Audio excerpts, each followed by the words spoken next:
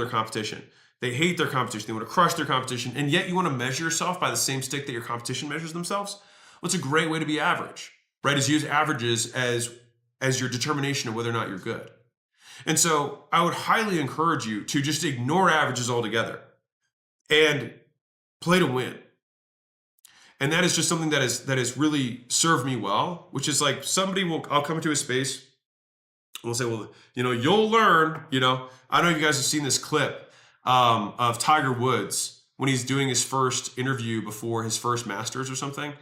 And the guy's like, he's like, well, how do you feel being so young, coming on the Masters tour?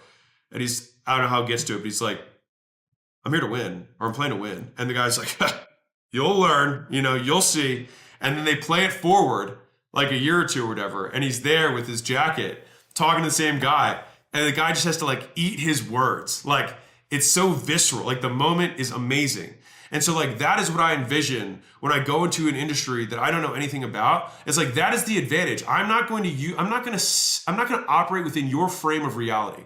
Like, why would I operate within the frame of beliefs that what the average person has achieved is what I will achieve? Why would I say that is the appropriate outcome that I should be shooting for? What? Because fundamentally, when you quote an average to say this is good enough, you've accepted that you are no longer going to try to get better.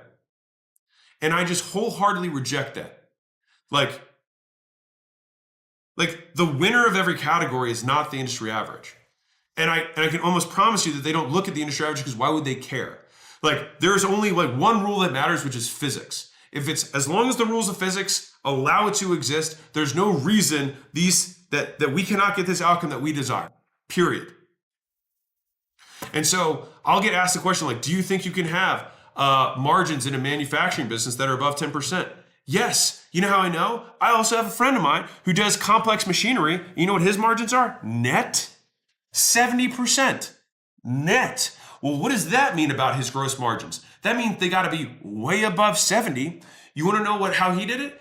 He builds machines that he sells to big industries that automate a huge function of different workflows.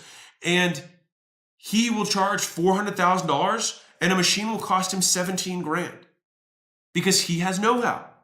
And so if you think about what a business is functionally a black box that transforms raw materials into an output where the value is higher than the inputs.